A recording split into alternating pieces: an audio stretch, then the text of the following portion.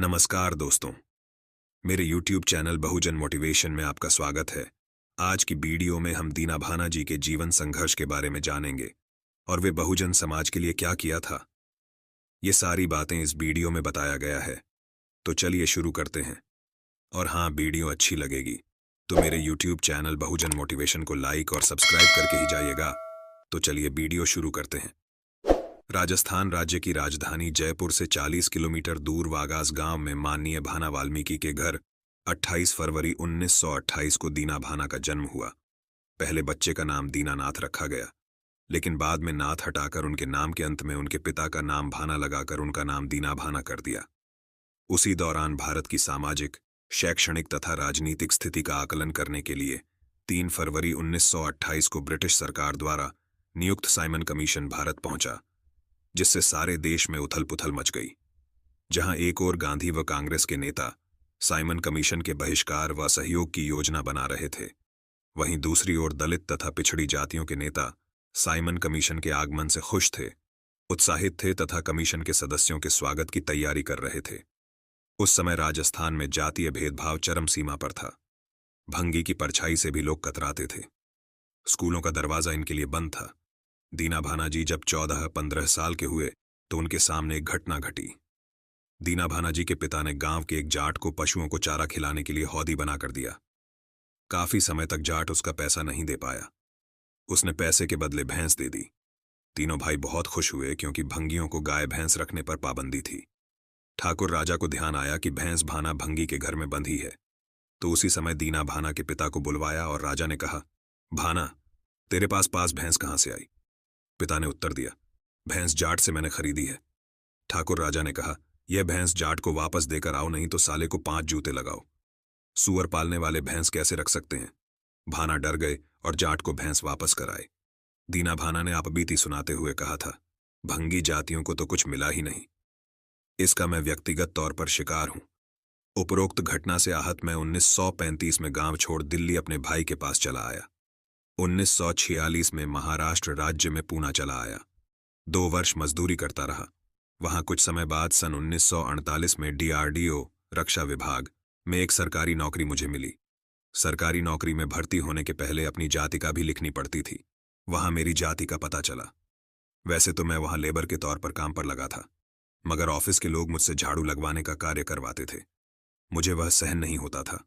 मैं उस वक्त मजबूर और मुसीबत का मारा था। दिल्ली में पंचकुइया रोड में मैंने 1944 में डॉक्टर अंबेडकर का भाषण सुना था। डॉक्टर अंबेडकर हमारे लोगों को कहते थे, ज्यादा पढ़ाई करो। मैं बहुत प्रेरित हुआ, मगर मैं पढ़ नहीं सका। पुणे में जाने के बाद मैंने अपनी कुछ पढ़ाई शुरू की। थोड़ी बहुत अंग्रेजी पढ़ी, जिसकी बदौलत 1967 में मुझे पुणे में निरीक्षक के पद पर प्रमोशन मिल गया। रक्षा संस्थान में नेगोशिएबल इंस्ट्रूमेंट एक्ट 1881 के अनुसार संस्थान के प्रमुख को कैलेंडर वर्ष प्रारंभ होने के पूर्व में संस्थान की सभी यूनियनों की बैठक कर पूरे वर्ष के लिए छुट्टियां तय करना होता है। तदनुसार 1964 में पुणे रक्षा संस्थान के प्रमुख ने बैठक बुलाई। 36 वर्षीय दीना भाना जी ने चतुर्थ श्रेणी कर्मचारी संघ का प्रतिनिधित्व किया। अन्य ज्यादातर यूनियनों का प्रतिनिधित्व ब्राह्मणों द्वारा किया जा रहा था। सभी ने अपने पूर्वजों की जयंती जैसे होली, दशहरा, दिवाली आदि त्योहारों के अवसरों पर छुट्टियों के लिए अनुरोध किया। बैठक की कार्यवाही मिनट रजिस्टर में दर्ज की गई और सभी को हस्ताक्षर के लिए कहा गया। माननीय दीना भाना जी की बारी आई तो उन्होंने इनकार कर दिया और कहा कि मैं 14 अप्रैल डॉक्टर अंबेडकर जयंती की छुट्टी चाहता हूं। संस्थान प्रमुख, महाराष्ट्रियन ब्राह्मण, ने कहा कि तुम महाराष्ट्रियन नहीं हो, तुम्हें डॉक्टर अंबेडकर से क्या लेना। दीना भाना जी के हस्ताक्षर न होने से समस्या खड़ी हो गई। संस्थान प्रमुख ने दबाव में लेना शुरू कर दिया और कहा, तुम ज्यादा मत बोलो। तुम्हें तो बोलने का भी अधिकार नहीं। क्या तुम कानून जानते हो? मान्यवर दीना भाना ने जवाब दिया कि बोलने का अधिकार मुझे संविधान के माध्यम से मिला है। संस्थान प्रमुख ने डॉक्टर अंबेडकर को गाली देना शुरू कर दिया और कहा, अंबेडकर महादुष्ट था। ऐसा कहने पर झगड़ा हो गया। माननीय दीना भाना को सस्पेंड कर दिया गया। इस लड़ाई में मान्यवर के खापर्डे और मान्यवर कांशीराम ने बहुत मदद की। संस्थान के निदेशक ने कांशीराम जी को भी सस्पेंड कर दिया तथा मान्यवर के खापर्डे को दक्षिण भारत के कार्यालय में स्थानांतरण कर दिया।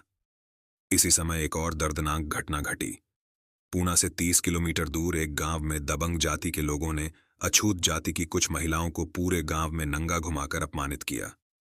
इसकी सूचना मिलने पर मान्यवर कांशीराम तथा मान्यवर डी के खापर्डे सहित 10 आदमियों की एक टीम उस गांव पहुंची, पीड़ित व्यक्तियों से मिले तथा उनकी हिम्मत बढ़ाई। यह संघर्ष ही बामसेफ के जन्म का कारण बना। मान्यवर डी के खापर्डे, मान्यवर कांशीराम और मानदेयवर दीना भाना ने अपने दलित अछूत समाज की वास्तविक सामाजिक हालत जानने के लिए देश के विभिन्न शहरों और गांवों का दौरा किया, विभिन्न लोगों से बातचीत की तथा अपने समाज की वास्तविक जानकारी प्राप्त की। और उन्होंने यह पाया कि पूना के पास वाले गांव की समस्या देश की अकेली समस्या नहीं है, बल्कि दलित समाज की पूरे देश में यही स्थिति है। इन महापुरुषों ने विचार किया कि इस प्रकार की समस्या पूरे देश व पूरे मूल निवासी बहुजन समाज की है। राष्ट्रव्यापी समस्या से निजात पाने के लिए राष्ट्रव्यापी संगठन का निर्माण करना चाहिए।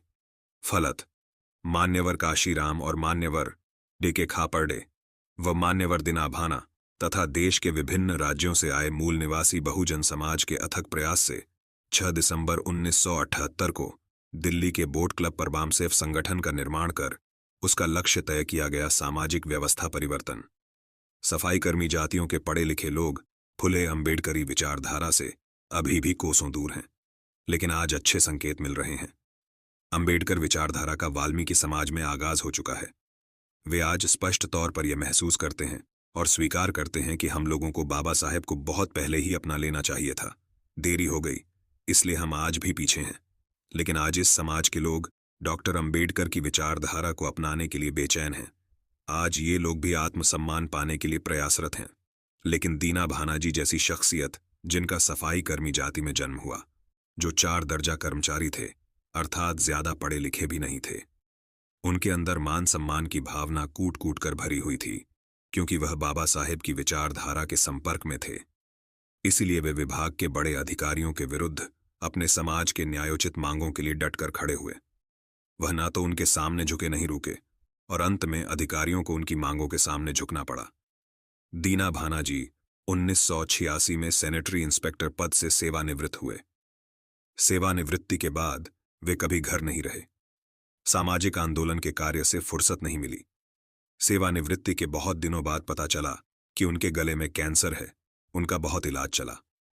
ऑपरेशन के बाद वे पूना चले गए, जहां अचानक उनकी तबीयत बिगड़ गई और 28 नवंबर 2011 को मूल निवासी बहुजन क्रांति के महान योद्धा दीना भाना जी चिरनिद्रा में सो गए। दीना भाना के बारे में सुनकर आपको कैसा लगा, कमेंट करके जरूर बताइएगा। धन्यवाद।